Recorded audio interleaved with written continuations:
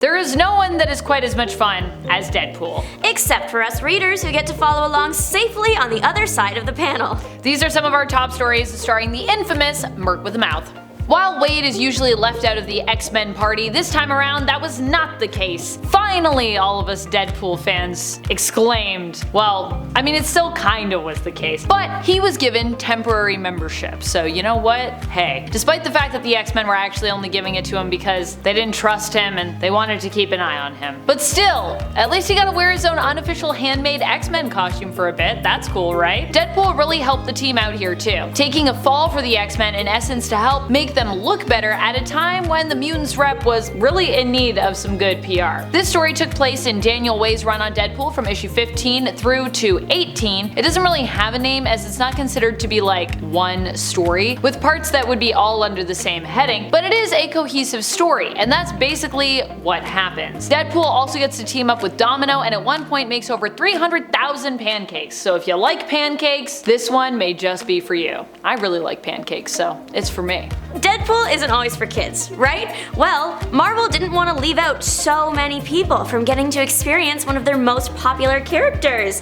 They released Baby's first Deadpool book. Honestly, compared to everything else, this Deadpool comic is pretty kid-friendly. It's all done up in art styles like popular kids books, it's very cartoony in sections too. There's games inside like Paint by Number, Pool by Number, and Deadpool paper dolls. Deadpool and Captain America lead us through an etiquette lesson, and Blarney makes an appearance. Blarney the green dinosaur. Deadpool does his own version of the Make Way for Ducklings kids book, and then at the end he leads you through Deadpool's ABCs. Blarney does end up on Deadpool's dinner plate, and the first story does cover Deadpool leaving an aquarium with less marine life than when he walked in, so if anyone was considering giving this to their kids, maybe some supervision would be a good idea. Overall, it's a cute comic, beautifully illustrated, and a little nostalgic. If you like Deadpool stories that are chaotic and bizarre, then this one is for you. If you aren't familiar with the end stories, they're basically like what would happen if we got the ending of various heroes' stories. Of course, some of them feel more grounded in reality than others. For example, in Captain America's, he's facing off against a world that has been overrun by basically a Red Skull zombie virus. Whereas in Captain Marvel's, she learns while on her adventures in space that Earth has been attacked and all the world's heroes are killed, while being the last line of defense. Deadpool ends up trying to fight against death in an epic final battle, but like most things Wade does, this is not only epic and weird, but also, honestly, kinda heartfelt, because he is doing it to prevent the death of his daughter from happening. But in the end, he comes to accept it when she reveals her plan is for her and her dad to shuffle off this mortal coil together, which also means he gets to be with his one true love, Mistress Death. Also, it has multiple endings because it's a wacky Deadpool story, baby.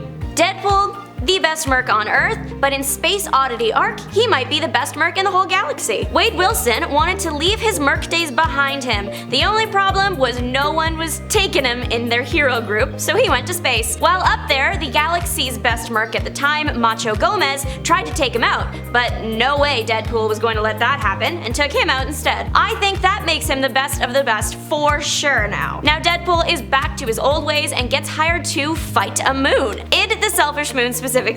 Id is Ego the Living Planet's brother. If you thought Ego was bad, get ready for Id. He's going around blowing up planets because he's mad they get to party and he doesn't. So Deadpool is hired to take him down. He does, of course. He is the best. The story is wacky as they usually are. Deadpool saves thousands of aliens, gets married and then divorced, and as an impressive regenerative feat, he loses his arms and legs, and then a few days later, they've completely grown back. The storyline in Deadpool Volume 4 lasts from issue 33 to 35 and ends with Deadpool in a fancy car spaceship coming down back to Earth. Deadpool has always been a character that is known for his powerful healing factor, as you just heard from Juliana. But what happens when he loses that healing factor? Then what do we have left? Well, this story was actually explored in Volume 4 of the Deadpool series, as explored by Daniel Way and Sean Crystal. This story is called Deadpool Reborn, and it's a 3-part adventure that spans from issue 55 to issue 57. After wanting to end his life, Deadpool seems to have instead been given a new lease on life when he's cured of his healing factor. Well, of course that would mean that yeah, he can actually finally die now. He doesn't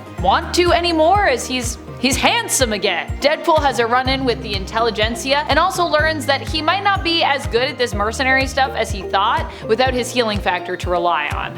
Oops. Deadpool, already the most talented mercenary on the face of the earth, but if he plays his cards right, maybe he'll become the biggest talent on Broadway. Deadpool has dipped his toes into the world of musical theater in True Believers' Deadpool the Musical, or Deadpool 49.1. Deadpool recaps some of his past missions and adventures through song. The writers were even nice enough to give us the tunes we should be singing the lyrics to in our heads. It features Deadpool renditions of hits like Baby One More Time by Britney Spears and Last Caress by the Misfits. There have been Broadway super shows before, like Spider-Man Turn Off the Dark and Rogers the Musical, but there are none quite like the Deadpool show. Deadpool isn't the only cast member. Hydra Bob is helping out, love him. There's a female trio ensemble and a few other heroes filling it out. Baby One More Time is actually a duet between Spider-Man and Deadpool. The entire thing is literally the major event of Deadpool's life up to that comic, including Space Oddity. So if you need a recap and want to have fun while reading it, pick up Deadpool Volume 4 Issue 49.1. Ryan Reynolds has some movie musicals and Hugh Jackman is a Broadway legend. Hopefully Deadpool and Wolverine draws inspiration from here and has a musical surprise. That's this theater kid's dream scenario. Old Deadpool and Old Man Peter Parker is a mashup for the ages. Really, if you have the time, I would say just check out all of the Deadpool and Spider-Man crossover series, simply titled Spider-Man/Deadpool. But if you don't have time to check out all 50 issues, because that's a lot to read, then may I recommend going back to simply read the bits where we get to see these two in their future team up together in a retirement home. I believe the issues that they're in and they're working together are issue number 26, 29, 32 to 33, and 35 to 36, if you want to check them out. And I think you should, because it's hilarious. Deadpool is of course busy being Deadpool. Even in his old age, he hasn't slowed down, whereas Peter has lost some of his quip at this point. Spider-Man is convinced by Old Man Pool to team up with him to take out a Deadpool imposter, and well, the usual chaos ensues. Honestly, this Cable and Deadpool series is on the list because I love Hydra Bob's blog posts at the beginning of some of the issues. Hydra Bob is my favorite influencer. The series started in 2004 after both Deadpool's and Cable's individual comics were cancelled. Thankfully, Marvel recognized how iconic these characters were and did not let them disappear. The series lasted for 50 issues and featured additional heroes like Wolverine and Spider-Man. The series gained a pretty big fan base and it even served as some inspiration for Deadpool 2, the movie.